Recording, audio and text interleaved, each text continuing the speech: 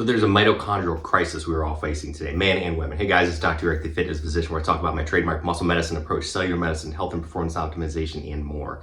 So I did a few posts about mitochondria. I'm going to do a lot more because that's the basis of what I talk about, muscle, mitochondria, and more.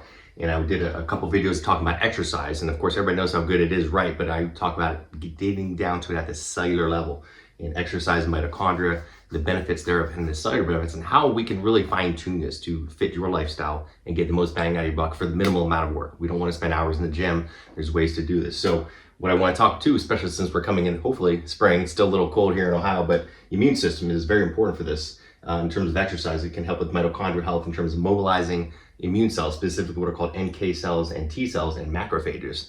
NK cells are those natural killer cells that go and attack viruses and bacteria, things that want to make us sick and ill, right? We want to crush them, knock them down. Same with the T cells. We want a good balanced response. We want too much. We have a huge plethora of autoimmune conditions nowadays. If our immune system is out of control, we get autoimmune conditions. If it's not enough, we get sick from infectious. We want a nice balance. So it's also important by modulating this macrophage effect. Macrophage is very important for signaling, killing bacteria, signaling other immune cells, so many other functions. But more importantly, I want to go from to the anti-inflammatory, what we call it. And there's two types of macrophages, an M1 and M2.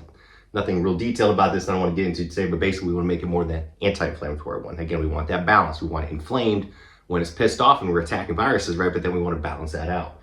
And that's also important for tissue repair and reducing inflammation. This is, again, hence the importance, and this is what exercise can do to the immune system. It can modulate it. People know about adaptogens for the adrenal system, right? And balancing out. If it's too high, it brings it down. If it's too low, it brings it up. This is what exercise can help do in the mitochondria.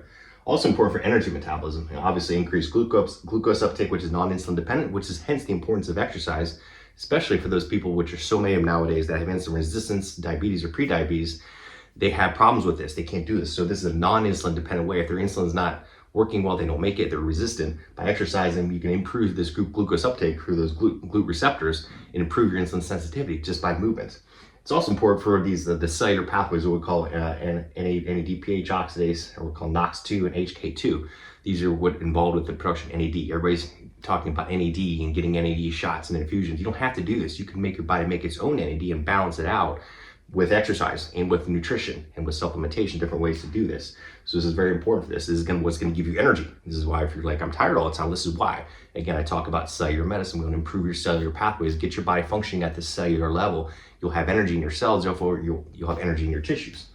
Another one is brain, and we'll call neurogenesis, important to the production of BDNF, brain-derived neurotrophic factor. Neurogenesis, plasticity, and function, basically meaning growth of nerve cells, plasticity meaning they're growing, adapting, changing, and making those connections, what we call synapses between other nerves. So BDNF is, of course, helpful for cognitive function and enhancement. This is why so many people do all these crazy quote-unquote biohacks to improve their brain function. We can do this with exercise, with sleep and nutrition, basic stuff. I always try to get people the free, easy stuff first before we do the expensive stuff like peptides and biomodulation and things like this, which are all great. But let's start with the basics. You could do this. This is why it's important to do this in a certain way. So I just wanted to highlight that. Another one is my second video of many that will be coming out about mitochondria and specifically exercise on the mitochondrial health. Everybody's talking about mitochondrial health. I would take this supplement or do this hack, and there's all these things. But again, start with the basics.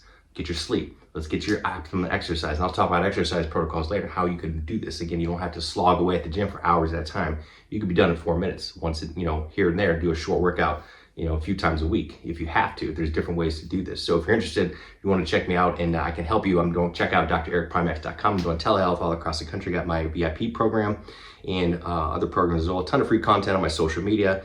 And of course, please check out my Relentless Vitality podcast. Hit me up on social media. Please like and share this post. Let me know what else you want to learn about health and performance optimization, mitochondrial health, longevity, and so much more. Remember, my mantra, live to give. Do something nice for someone today. Pass it forward. Let's make this world a better place. Everybody have an awesome day. We'll talk to you soon.